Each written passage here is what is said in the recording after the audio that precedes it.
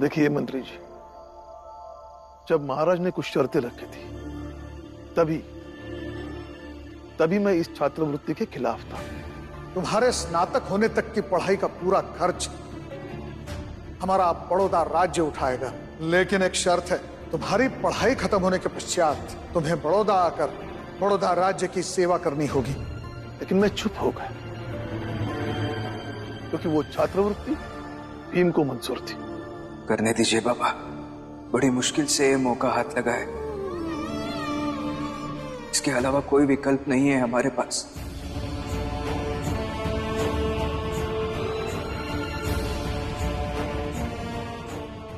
लेकिन ऐसा भी नहीं कि आप लोग इस छात्रवृत्ति को छीन लेंगे तो मुझे खुशी होगी।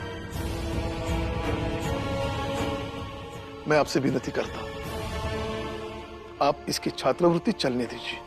हाँ, अब इस घर का अपना नाटक शुरू होगा।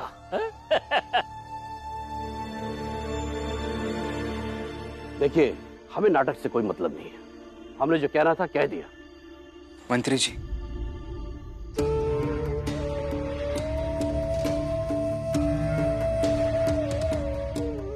मेरा एक सवाल सयाजी महाराज से पूछेंगे आप? क्या सवाल है? वो महाराज है, उनके पास उनकी बहुत बड़ी सेना होगी। अगर कभी ऐसा हुआ कि सेना का कोई सैनिक किसी लड़ाई में हार गया, घायल हो गया, तो क्या वो उस सैनिक को ऐसे ही हटा देते हैं? उसकी प्रतिभा पर, काबिलियत पर शक करते हैं? भीमराव, दिमाग खराब हो गया है, हाँ? मतलब समझ में नहीं आया कि तुमने इस पूरे मामले में ये सैनिक कहां से ला दिए, हाँ? मतलब एक विद्यार्थी और एक सैनिक बराबर हो गए? बिल्कुल। बहुत सारे विद्यार्थियों को अगर पढ़ाया जाए तो आगे जाकर भविष्य में वो भी उतने ही काम आएंगे जितने सैनिक आते हैं। भीमराव, ये तुमने अच्छा और सही लाइन चुना है वकील बनने का। बात को अच्छा घुमा लेते हो। हार गए हो, लेकिन हार मानने को तैयार नहीं हो। फिर भी बातों को राउंड राउंड घुमाए जा रहे हैं। मेरे पति हारे नहीं है, वो आपके खिलाफ केस लड़ते रहेंगे और तब तक लड़ते रहेंगे जब तक कॉलेज में पढ़ाई शुरू नहीं हो जाती है। तेरा ये पति कुछ नहीं बोल रहा, लेकिन तू बीच में कूद कर जरूर बोलेगी। सही कह रही है वो, और वो ये सब इसलिए कह रही है क्योंकि वो मेरी पत्नी है, अच्छे से जानती है मुझे।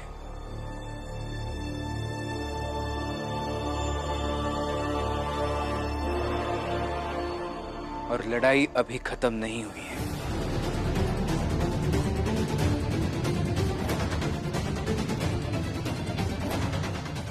मंत्री जी, मैं महाराज के जवाब का इंतजार करूंगा। आप मेरा ये सवाल उन तक पहुंचा दीजिएगा और उनका जवाब भी मुझे बता दीजिए। ठीक है, जो भी जवाब होगा मैं कल शाम तक तुम्हारे पास लेकर आऊंगा।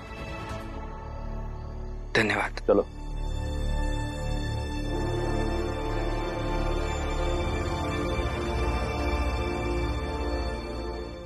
आप एक बात अच्छे से ध्यान में रखिए, मैं अभी हारा नहीं हूं, लड़ाई खत्म नहीं हुई है। मैं आगे भी लड़ूंगा और इस लड़ाई के लिए आप सब भी तैयारी कीजिए।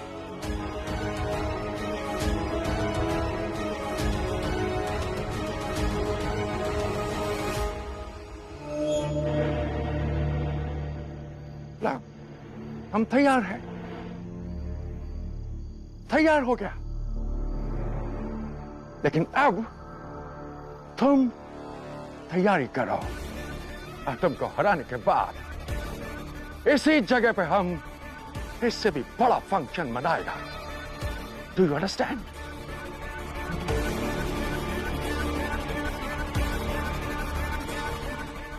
Good night.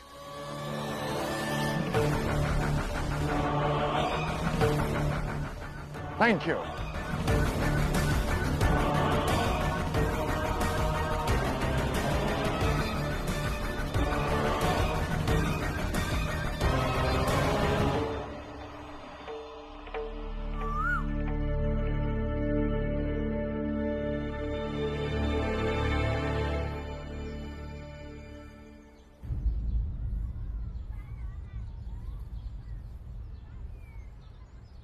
अरे योद्धा,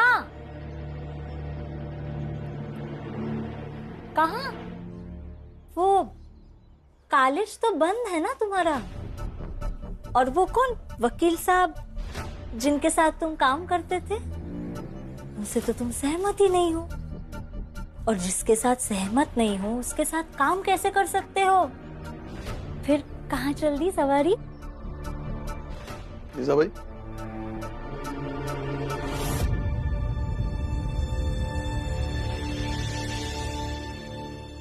मैं और तुम दोनों एक दूसरे से सहमत नहीं है, लेकिन फिर भी इतने सालों से एक ही घर में एक साथ रहते हैं ना,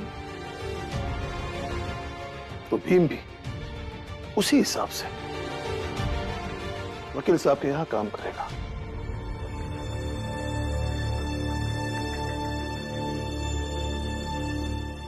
देखो बेटा, बस इतना याद रखना, अपनी किसी से असहमति मेरी और जीजाबाई की तरफ मत रखना।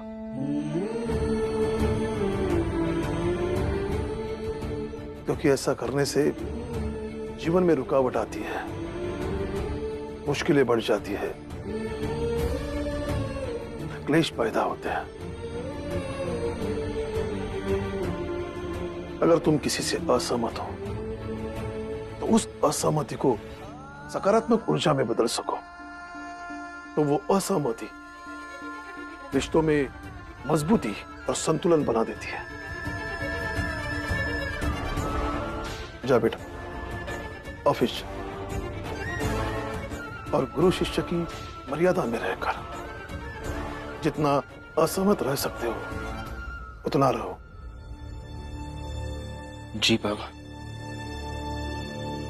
और हाँ, ये जो अभी अभी मर्यादा का पाठ पढ़े हो ना अपने बाबा से, हो सके तो उस अंग्रेज अधिकारी को भी सिखा देना। क्या पता उसमें सकारात्मक ऊर्जा जाग जाए और तुम्हारा जो कॉलेज बंद पड़ गया है वो खुल जाए।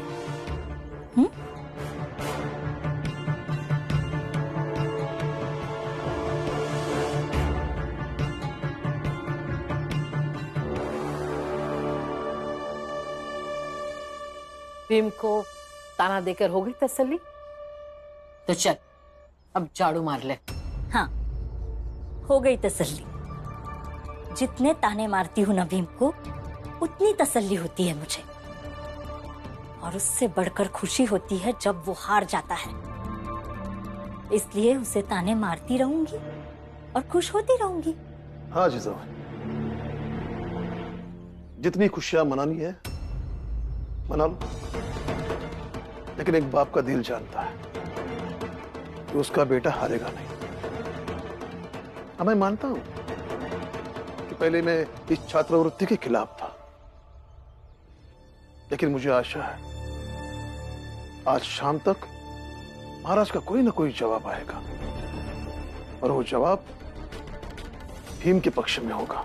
सालों से आप इसी झूठी आशा के सहारे जीते आए हैं, देखेंगे।